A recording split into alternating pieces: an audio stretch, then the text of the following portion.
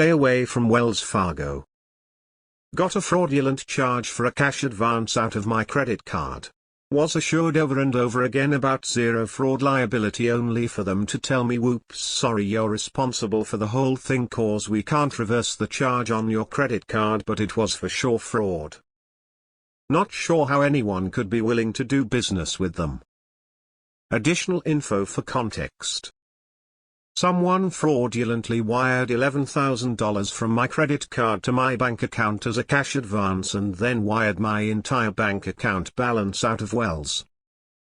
I filed a dispute with the CFPB and OCC, and the letter they gave me said that they decided that the fraud claim was in my favor, so they paid the cash advance fees and interest and all that initially, but that they couldn't adjust the $11,000 stolen back down to the previous balance on my credit card because it would cause the checking account, now closed because of said fraud, to be overdrawn.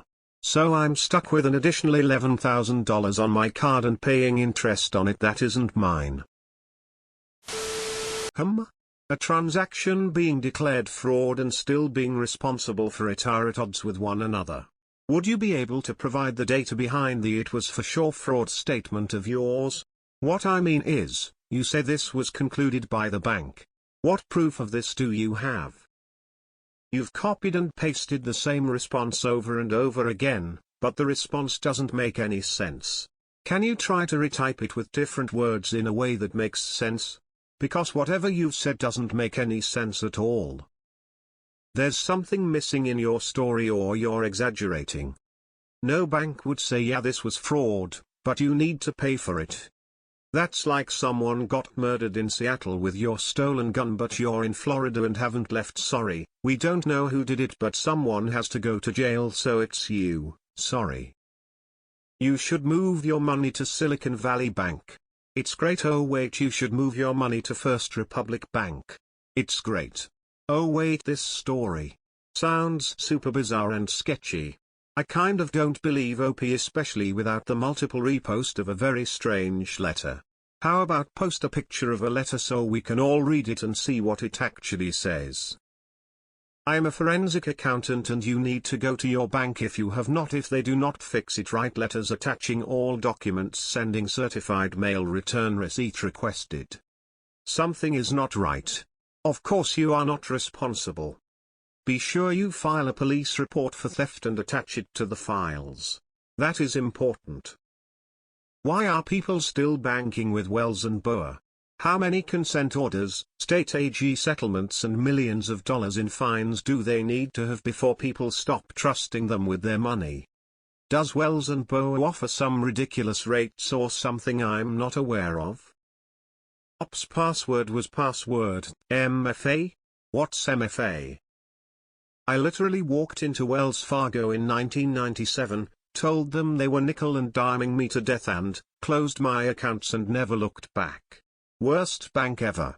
Actually, so is Bank of America and Chase. Medium-sized credit unions tend to be the best. 2 words. Community bank. Credit union. They are hot garbage right along with B of A and the rest of the too big to fail crime syndicate. We lost $300,000 to fraud, they screwed us. Lawsuit pending.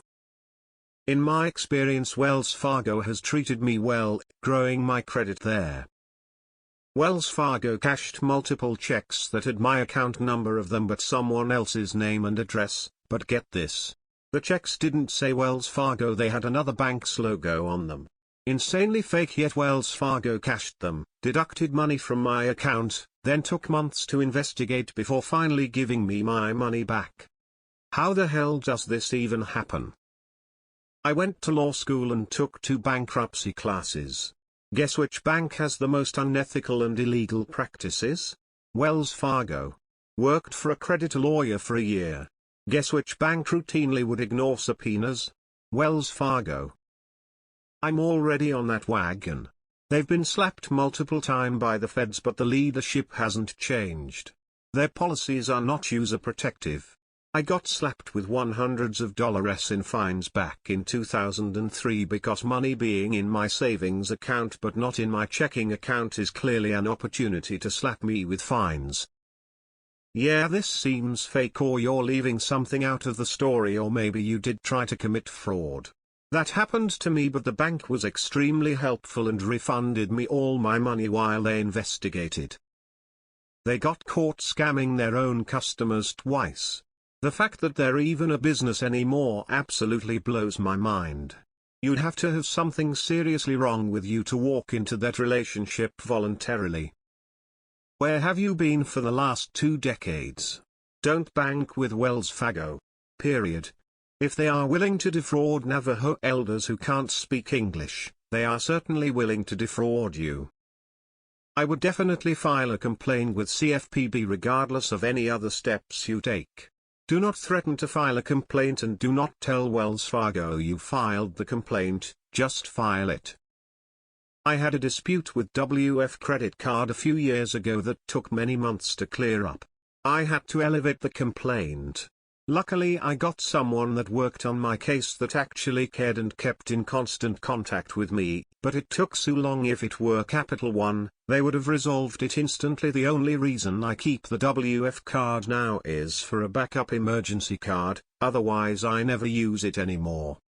Good luck. I am confused why anyone uses them anymore. The amount of fines and the reasons behind them are mind-blowing. My stepmom was a real estate agent and told me some horror stories about Wells Fargo, Fannie Mae and Bank of America. Only Wells Fargo story I have is pretty boring. Bought my first house 4 years ago and needed furniture. Found a bunch of stuff that came out to about $4,000, which was a little less than what I had left over after buying the house. Furniture store told me they could do interest-free financing for 12 months, and when I asked who it was through, they told me it was WF.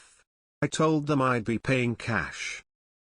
Ever since that whole debacle with the employees opening fake accounts for people to reach quotas or whatever, I decided I wouldn't do business with that bank ever. Don't care what kind of sweet deals they may have for me. Not sure why anyone does, knowing they did that. I don't know how many times I'm going to have to tell people this. This is the same bank that used to load people's monies onto poorly guarded stagecoaches and send them west across the plains and the desert for absolutely no reason, making them easy targets for bands of roaming outlaws to rob. They've never been trustable. Ever. Probably in cahoots with the outlaws from the get-go. Contact your local news station. Something doesn't make sense in your story? Wells Fargo in 2012 let someone fraudulently spend $9,000 on a credit card with a limit of $1,000. They then told me there was nothing they could do for me. Closed my accounts and sent it into collections. They're known for security breaches and terrible customer service. The charge was in CA and I live in TX. In 2023 people still need to be warned about Wells? Have you filed a police report to strengthen your dispute claim? I have nothing but bad memories from that institution. I've had multiple bad experiences with Wells Fargo despite never actually banking with them. The one that totally baffles me is when I was in high school they wanted to charge me $10 to cash a check originating from Wells Fargo because it wasn't from their branch. Wells Fargo runs scams themselves. They have been caught many times. Do business with them at your own peril. I had a $34,000 credit limit with WF before I turned 21. I'm not quite sure what their business model is. My spending was less than $5 a month. My 80-year-old mother had a $92,000 fraud that was not caught by this bank, and they would not do a damn thing about it. They even had the names of the people gang that did it. Yay. After they committed fraud with opening bank accounts without customer knowledge, they went straight into my blacklist. Why does anyone bank with Wells Fargo? What is worth the risk? Anyone banking with Wells Fargo or Bank of America when there are awesome credit unions out there are nuts. Wells Fargo is practically synonymous with fraud. You just have to do a search here on Reddit for more horror stories going back years.